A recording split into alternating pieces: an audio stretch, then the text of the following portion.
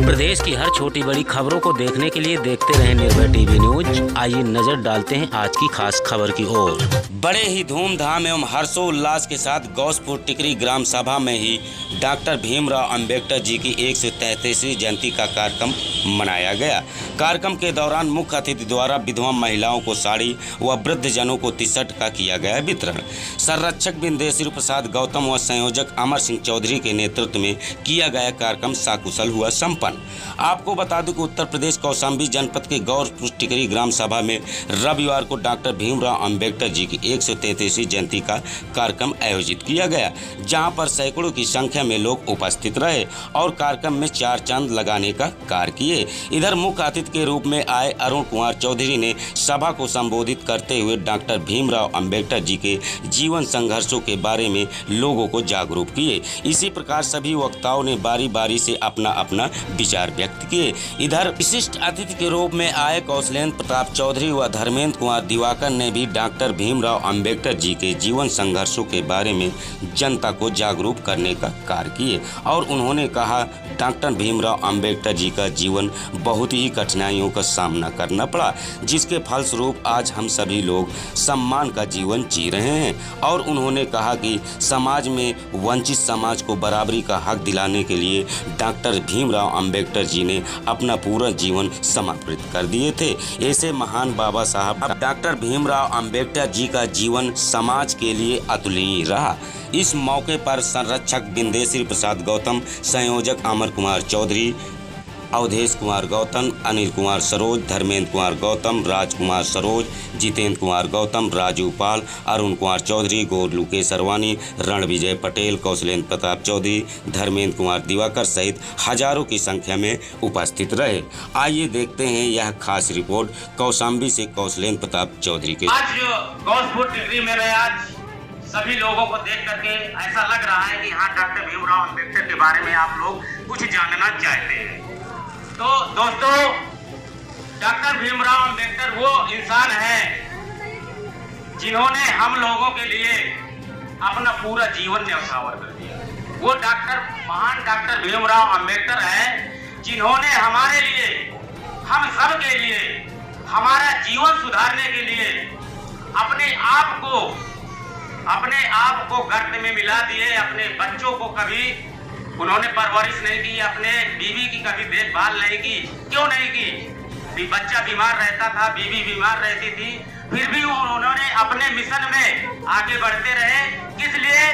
कि हम लोग रोड में न रहे और हम लोग अच्छे पद पे पढ़ लिख करके ऊंचे स्थान पे पहुंचे। इसलिए डॉक्टर भीमराव अंबेडकर हम जैसे सभी गरीब, असहाय, शिक्षा से वंचित लोगों के लिए पढ़ाई लिखाई का अधिकार दिए, महिलाओं को शिक्षा प्राप्त करने का अधिकार मिला, पानी पीने का अधिकार मिला, हमको बोलने का अधिकार मिला, हमको मास्टर, डॉक्टर, इंजीनियर, MBBS, नेता, अभिनेता बनने का मौका मिला। क्योंकि डॉक्टर भीमराव अंबेडकर जी कहते थे कि शिक्षा वो शेरनी का दूध है जो पिएगा वो हमेशा दहाड़ेगा।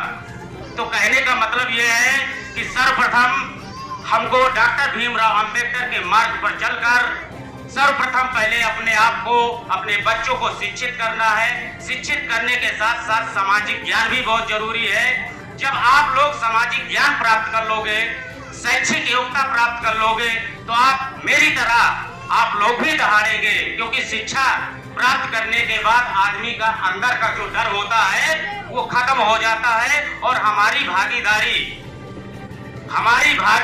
गांव से लेकर के दिल्ली तक हो जाती है। इसलिए इस त्योहार को हमको बड़े ही धूमधाम और हर्षोल्लास के साथ मनाना चाहिए। जिन डॉक्टर भीमराव अंबेडकर ने हमारे लिए कम से कम नहीं तो 10 साल बर्बाद कर दिए, तो क्या उनकी जयंती मनाने के लिए क्या हम 1 घंटे का समय नहीं निकाल सकते? अन्य देवी देवताओं के चक्कर में हजारों हम लोग फूंक देते हैं। क्या अगर अंबेडकर जी की जयंती मनाने का कार्य आ जाए तो क्या हम 100-200 रुपए चंदा नहीं दे सकते हैं? बताइए, देना चाहिए कि नहीं देना चाहिए? सभी लोगों को एकत्रित होकर के डॉक्टर भीमराव अंबेडकर जी के विचारों को सुनना चाहिए कि नहीं सुनना चाहिए? जब आप लोग सुनेंगे, विचारों को सुनेंगे, इनके बारे में जानेंगे, तब आप लोगों को विश्वास होगा कि हम लोगों के जीवन को बचाने के लिए डॉक्टर भीमराव अंबेडकर ने कितने संघर्ष किए।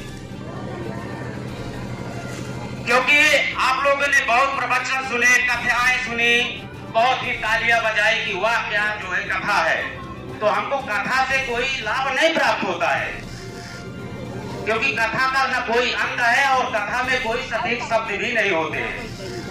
और मैं आप लोगों को विश्वास दिलाता हूं कि अगर आप डॉक्टर भीमराव अंबेडकर जी की और गौतम बुद्ध जी के अगर विचारों को आप पढ़ लिए, अगर समझ लिए, तो आपको कहीं पूजा करने की जरूरत नहीं है। क्योंकि शिक्षा अगर प्राप्त कर लेता है मनुष्य, तो वो सारे पाखंड को छोड़ करके वो अपने मिशन में दौड़ पड़ता है। तो हमको सबसे पहले अपने बच्चों को शिक्षित करना है, सामाजिक एकता बनाना है, संगठन एकता करना है, और हमको डॉक्टर भीमराव अंबेडकर के मिशन को आगे बढ़ाते हुए कार्य को करना है। जब हम लोग इनके मिशन को आगे बढ़ाएंगे, इनके आधार पर हम लोग पढ़ाई लिखाई करेंगे, तो हमारे बच्चे नौकरी करेंगे, नेता बनेंगे, चुनाव लड़ेंगे, अधिकारी बनेंगे, डॉक्टर बनेंगे। अगर हमारा बच्चा डॉक्टर, इंजीनियर, मास्टर बन जाता तो हमारे आने वाली 7 पीढ़ी सुधर जाती है। सुधर जाती कि नहीं? अगर किसी को पूजा करने या अगरबत्ती जलाने से किसी को आज तक नौकरी मिली हो, बता दीजिए। कोई चुनाव में जीत पाया हो, बता दीजिए। कोई डॉक्टर बन पाया हो, बता दीजिए। कोई अगर पूजा करके, अगरबत्ती जला करके किसी राम मंदिर, हनुमान मंदिर में जाके माथा टेक करके कोई नौकरी पाया है क्या? तो सबसे पहले हमको शिक्षा प्राप्त करना है और अंबेडकर जी के बारे में जानकारी प्राप्त करना है कि इन्होंने हम लोगों के लिए कितना प्रयास किया।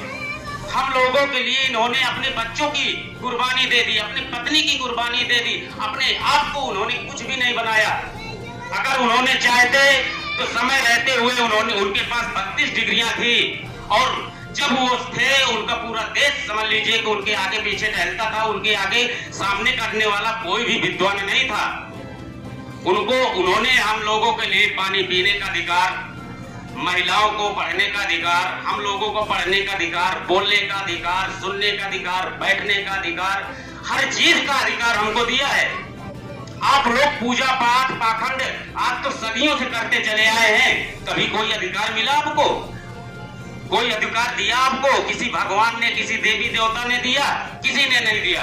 तो इसलिए हमको सारे पाखंडवाद को भूल करके डॉक्टर भीमराव अंबेडकर के मिशन पे चल करके आगे बढ़ना है। अगर आप इस मिशन को आगे लेकर के चलेंगे, तभी हमारे बच्चे और हमारी आने वाली पीढ़ी सुधर सकती है।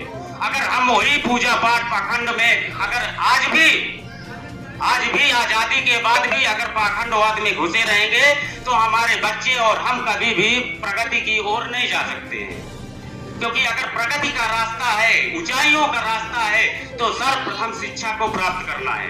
डॉक्टर भीमराव अंबेडकर कभी कहे नहीं कि मुझको भगवान मानो, मेरे ऊपर अगरबत्ती जलाओ, मुझको पूजा करो, नारियल फोड़ो, अगरबत्ती जलाओ, पेड़ा मिठाई चढ़ाओ। उन्होंने कभी नहीं कहा।